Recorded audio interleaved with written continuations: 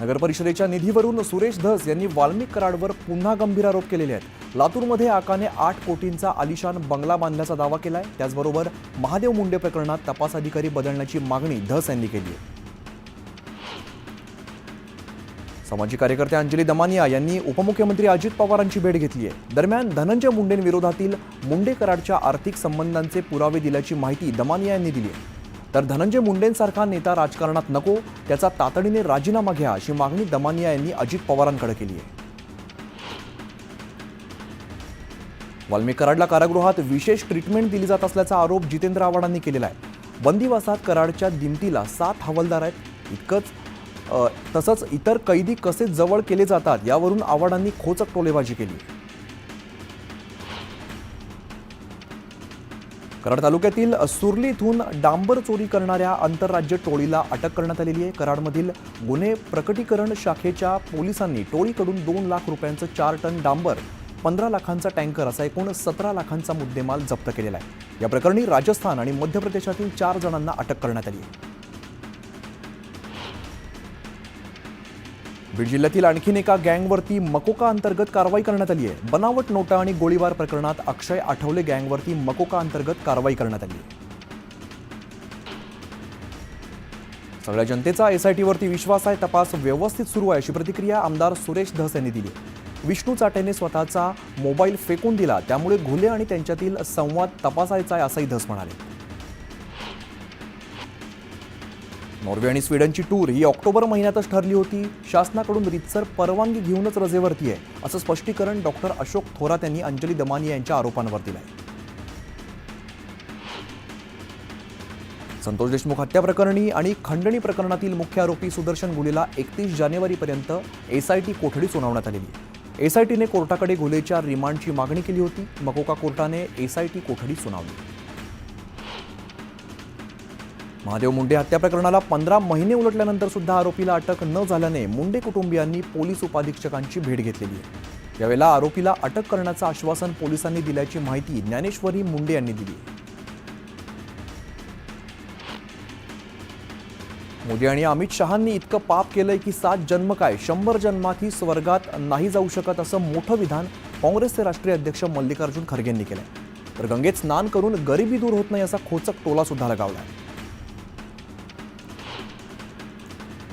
ठाकरे पक्षाच्या महिला उपनेत्या 4 वेळा राहिलेल्या नगरसेविका आशा राजुल पटेल यांनी शिवसेनेमध्ये प्रवेश केलेला आहे। ठाण्यातील आनंद दिघे शक्तीस्थळी एकनाथ शिंदेंच्या उपस्थितीमध्ये हा पक्षप्रवेश पार पडला।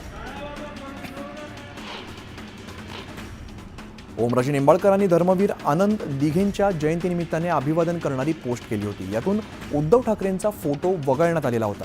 ओमराजे निंबाळकर शिवसेनेत जाणार असल्याच्या चर्चा सुरू असल्याने ही पोस्ट सोशल मीडियावरती प्रचंड व्हायरल झाली। दरम्यान निंबाळकरांच्याही निदर्शनास येताच त्यांनी उद्धव आणि आदित्य ठाकरेंचा फोटो लावून पुन्हा एकदा पोस्ट केली।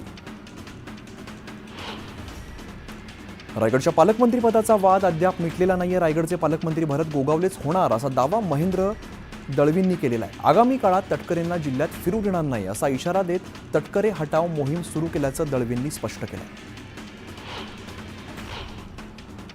प्रतापगडाच्या संवर्धनाचं निकृष्ट काम थांबवलेलं असून उद्याच्या कॅबिनेट बैठकीत याबाबत निर्णय घेणार आहोत अशी माहिती पर्यटन मंत्री शंभूराज देसाईंनी दिली। त्यामुळे चुकीचं काम करणाऱ्या ठेकेदाराला चपराक बसणार आहे। जलसंधारण मंत्री राधाकृष्ण विखे पाटील यांच्या विरोधात ठाकरे गटाने हायकोर्टात याचिका दाखल केलेली आहे। ते मोरणीतील सभेत वाळू माफियांबाबत बोलल्यानंतर दुसऱ्या दिवशी तिथल्या अधिकाऱ्यावरती वाळू माफियांनी हल्ला केला होता।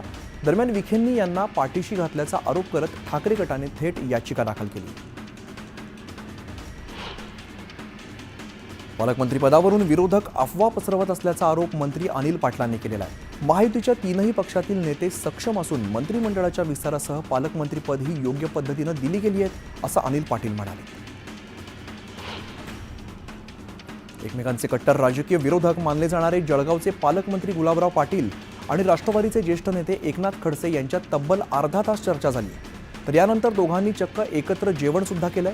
दोघांमधील खलबतानंतर चर्चांना उधाण आलं।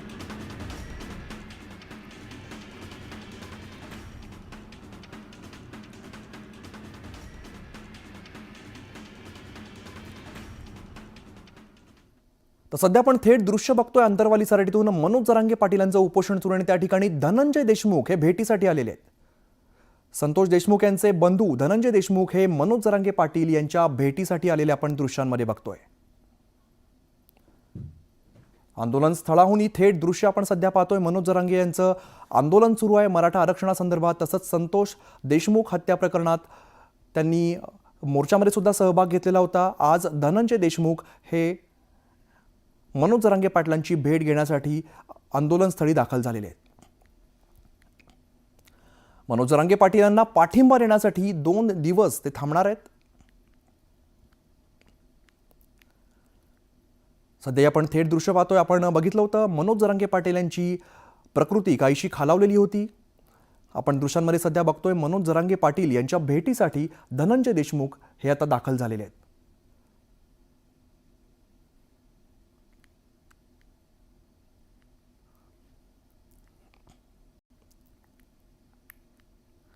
तर मनोज जरांगे पाटील यांना पाठिंबा देण्यासाठी धनंजय देशमुख हे 2 दिवस थांबणार आहेत.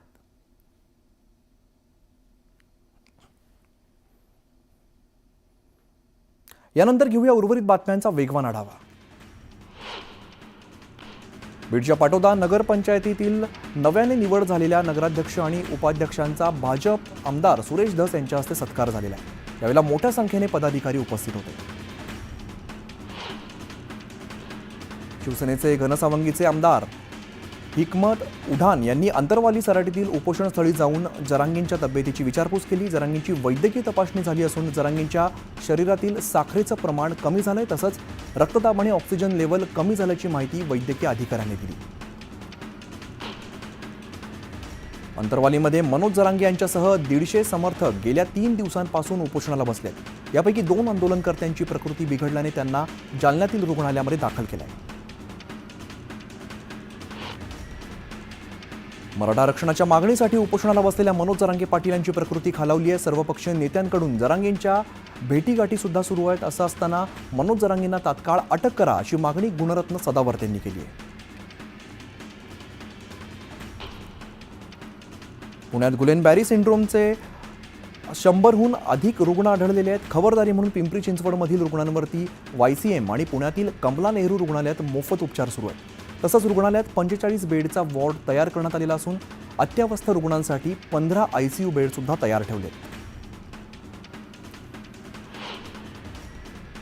पुण्यातल्या GBS रुग्णांसह उपाययोजनांची सुद्धा आरोग्यमंत्री प्रकाश आंबेडकर यांनी पाहणी केली आहे. यावेळेला आढावा बैठक घेण्यात आली. या बैठकीला वर्ल्ड हेल्थ ऑर्गनायझेशनचे प्रतिनिधी सुद्धा उपस्थित होते. शिवसेनेचे डहाणू विधानसभा समन्वयक अशोक ढोडी यांचं 8 दिवसांपूर्वी अपहरण झालेलं आहे. ढोडी ज्या दिवशी बेपत्ता झाले त्या दिवसाचं त्यांच्या गाडीचा CCTV व्हिडिओ समोर आला आहे. अशोक ढोडी यांच्या अपहरण प्रकरणात चौकशीला वेग आलेला आहे. डहाणू आणि तलासरी तालुक्यातील झाई बोरीगाव रस्त्यावरील CCTV व्हिडिओ पोलिसांनी ताब्यात घेतलेले आहेत. त्याच्या आधारे ढोडी यांचा शोध घेतला जातोय. पुण्याच्या येरवडा परिसरात असणाऱ्या कामराजनगरमध्ये काही तरुणांनी कोयत्याने वाहनांची तोडफोड केली. तसंच एका तरुणाला कोयत्याने जबर मारहाण केलेली आहे. याचा CCTV व्हिडिओ सध्या समोर आलेला असून पोलिसांनी आरोपींविरोधात गुन्हा दाखल केला आहे. बदलापुरात फेरीवाल्यांविरोधात पालिकेने मोठी कारवाई केली आहे. अनधिकृत बांधकामांवरती हातोडा चालवत ही बांधकामं जमीनदोस्त करण्यात आलेली आहे. पुढील आठवडाभर ही कारवाई केली जाणार आहे. महाड MIDC परिसरात अनधिकृतरित्या सुरू असलेल्या टपऱ्यांवरती प्रशासनाने कारवाई केली आहे. मोठ्या पोलीस बंदोबस्तात अनधिकृत बांधकामांवरती बुलडोझर चालवण्यात आला आहे. नागपूरच्या पारडी परिसरात एका व्यक्तीला दगडाने ठेचून चाकूने वार करत 5 जणांनी मारलेला आहे. यामध्ये त्या इसमाचा मृत्यू झालाय. पूर्व वैमनस्यातून ही हत्या केल्याची माहिती आहे. या प्रकरणातील सगळ्या आरोपींना पोलिसांनी अटक केली आहे. नवी मुंबई पोलिसांना वर्षभरात अनेक गुन्हे उघडकीस आणण्यात यश आलेलं आहे. दरम्यान गेल्या वर्षभरात पोलिसांनी 3% अधिकच्या गुन्ह्यांचा छडा लावलेला आहे. वार्षिक पत्रकार परिषदेत पोलीस दलाने ही माहिती दिली आहे. विक्रोळी रेल्वे स्थानकावरती एक्सप्रेस समोर उडी घेत एका 19 वर्षीय तरुण आणि 15 वर्षीय तरुणीने थेट आत्महत्या केलेली आहे. या दोघांचं एकमेकांवरती प्रेम होतं, पण घरच्यांनी लग्नाला विरोध केल्यामुळे टोकाचं पाऊल उचलल्याची प्राथमिक माहिती आहे. पत्नीसोबत रिक्षात प्रवास करणाऱ्या तरुणाने चालत्या रिक्षातून पुलावरून उडी घेत आत्महत्या केलेली आहे. पत्नीसोबत झालेल्या वादातून पतीने टोकाची भूमिका घेतल्याची माहिती समोर येते आहे. या प्रकरणी पोलिसांकडून अधिकचा तपास सुरू आहे.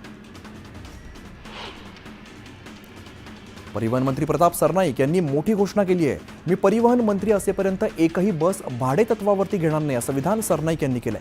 तर दरवर्षी 5,000 स्वमालकीच्या बस घेणार याला अर्थमंत्री अजित पवार यांनी तत्वतः मान्यता दिली, असं सुद्धा सरनाईक यांनी सांगितलंय. हिंगोलीच्या बसस्थानक आवारात ठाकरे पक्षाच्या पदाधिकाऱ्यांनी चक्काजाम आंदोलन केलंय. एसटी बसच्या प्रवासी भाड्यामध्ये वाढ केल्याने त्या विरोधामध्ये आंदोलकांनी जोरदार घोषणाबाजी केली. एसटी तिकिटाच्या भाडेदरवाढी विरोधात ठाकरे गट आक्रमक झालाय. छत्रपती संभाजीनगरात अंबादास दानवेंच्या नेतृत्वात रस्त्यावरती उतरून आंदोलन करण्यात आलं. अंबादास दानवेंसह काही आंदोलकांना पोलिसांनी ताब्यात घेतलं होतं. श्रमजीवी विद्यार्थी वृद्धांपासून ते महिलांपर्यंत सगळ्यांसाठीच मायबाप सरकारने एसटीमध्ये सवलत दिली. एसटीची भाडेवाढ ही व्यावसायिक लोकांसाठी आहे, गरिबांसाठी नाही, असं म्हणत गुणरत्न सदावर्तेंनी भाडेवाढीचं समर्थन केलंय.